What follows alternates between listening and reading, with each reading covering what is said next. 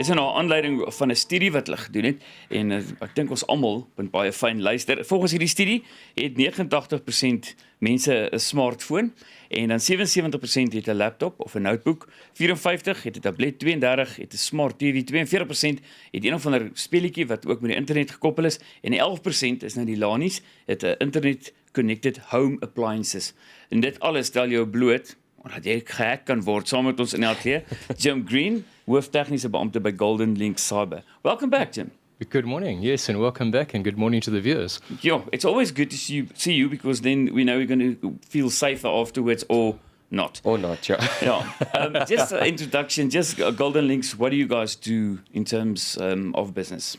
Well, we focus on cybersecurity, and we really focus in four main areas. We look at companies from their security perspective. So you could say we do assessment work across a wide range of different technologies and practices.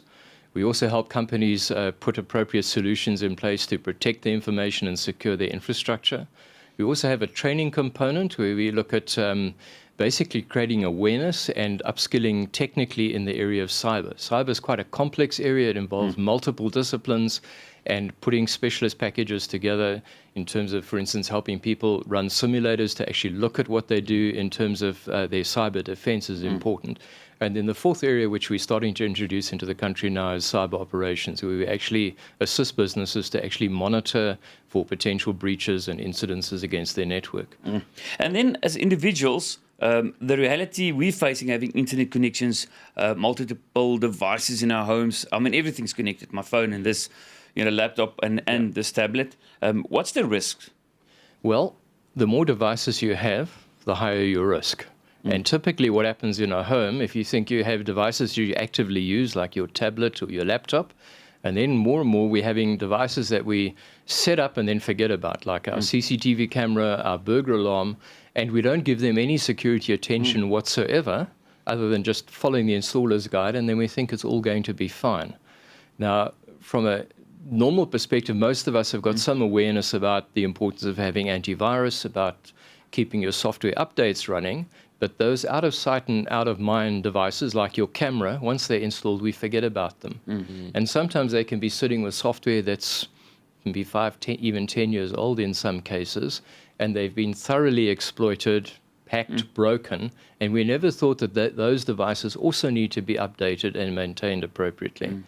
Sure.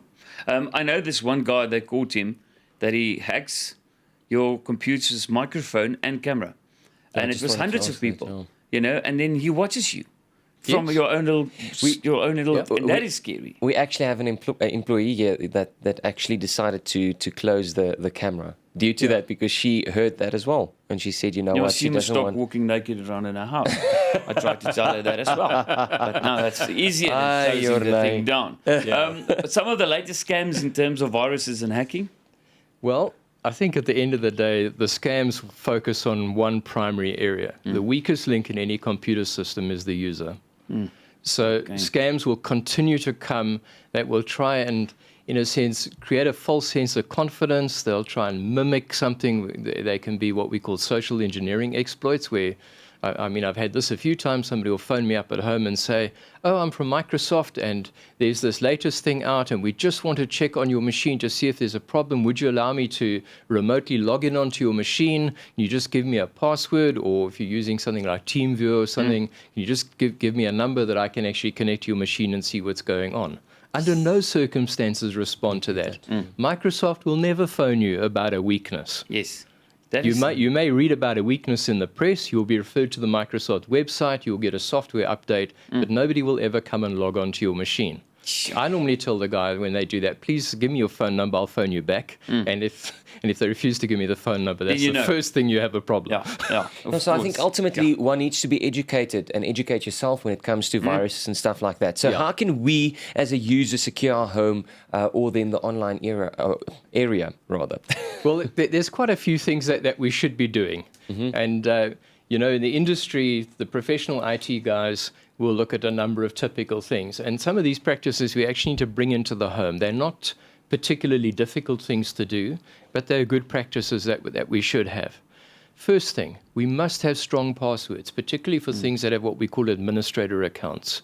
So, for instance, if you're configuring your ADSL router or your fiber router or your CCTV camera, make sure you have a strong password. Those devices, typically you're going to log on to them as an administrator, you're going to configure the device, and then you're going to log out, and you probably won't need to log in for a long time unless you're going to, for instance, do an update or something for that area. So you should have a very strong password. The second thing is, just as I hope most people will, for instance, check their software updates on their PC, whether it's a Mac or a Microsoft-based PC, do the same from time to time with your other devices. Go to the vendor's website. If you've got an ADSL router or Wi-Fi access point or CCTV camera, go every 6 months or so to the website of the vendor and see if there's new firmware and upload it. Sure. Recently, there was a crack now found on wireless access points called Cracker, which came out towards the end of last year.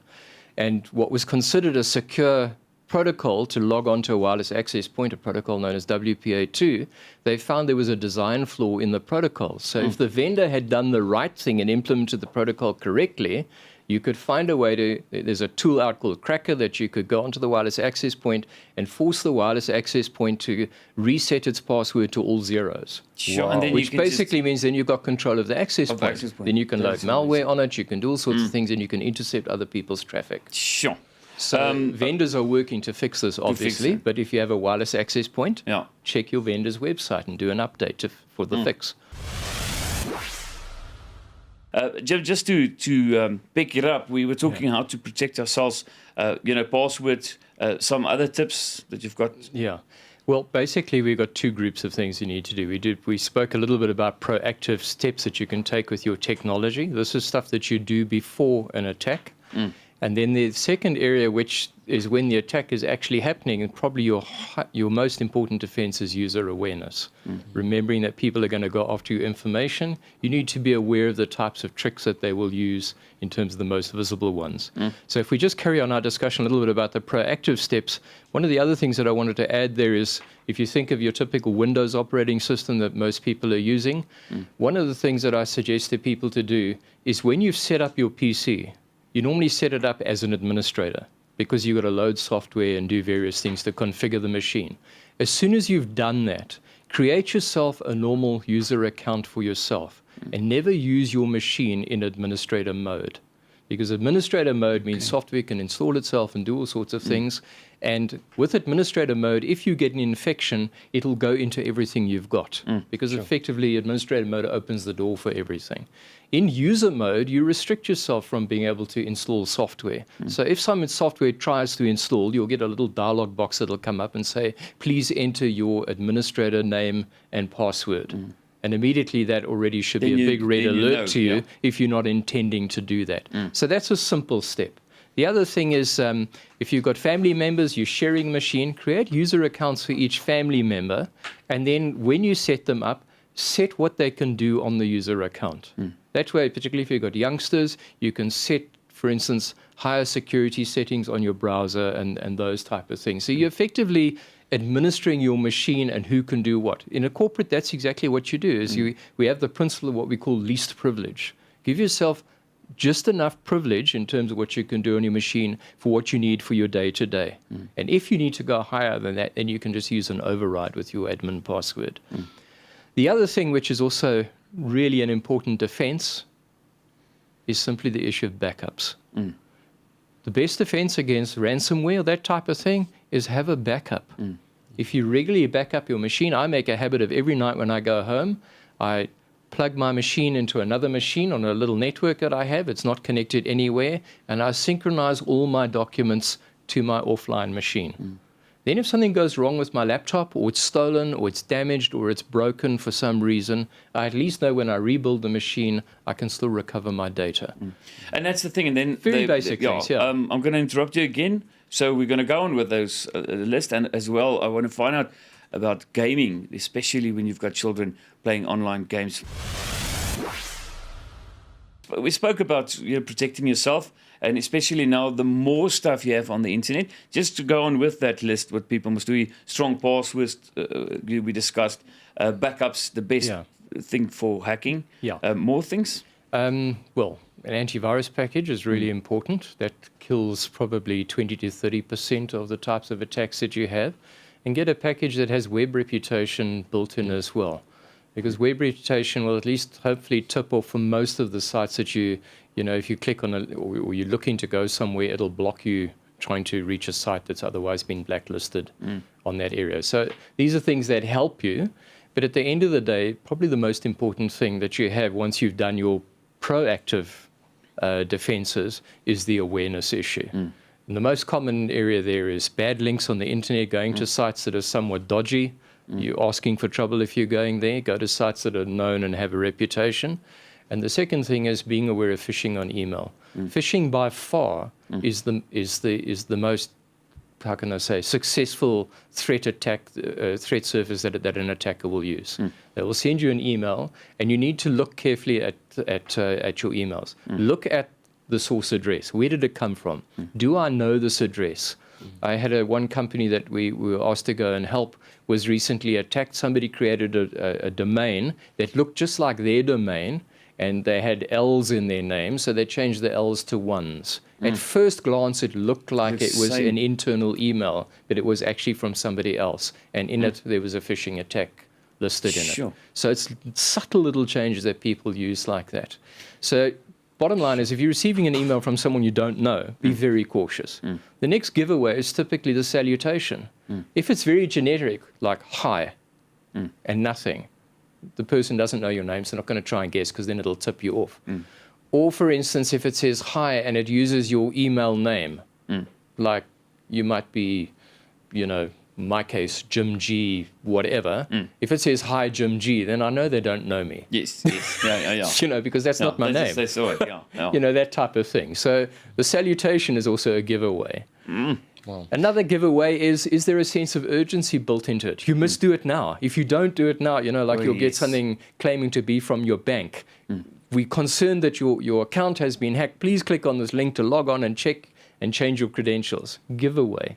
Your bank will never send you a link to go to their site. You get, so there's a sense of urgency. And then, of course, the other classic one is you won something that you never entered into. Yes.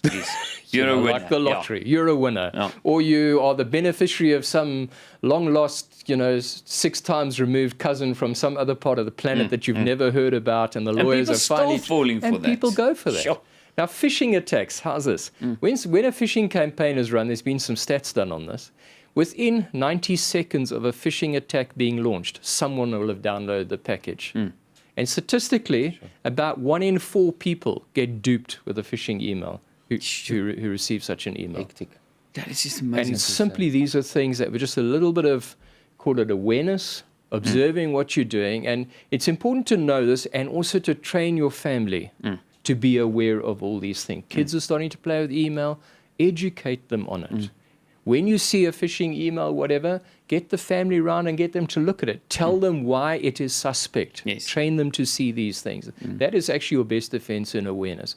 And then, of course, the other thing is most phishing emails will either have a strange attachment on it, which sometimes your antivirus may scan, or it may have a link. And if you have any link, take the mouse, just hover over the link. Don't press the button. But if you just move the mouse over the link, you'll normally see in the bottom of your screen in your email application that you're using or on your browser, you will actually see the link where it's going. It's true thing, because people can hide the link. In HTML, it's very easy. They just say, download is the name of the link, but they don't show you where the link's going. But if you hover over it at the bottom of your screen, you'll see where it's really going. If it's going somewhere strange, whatever you do, do not click on it. Sure. If in doubt, I always say, put it into junk. If it was really important, somebody will eventually try and get hold of you some other way. They will phone you. Yes. So treat email as not that urgent.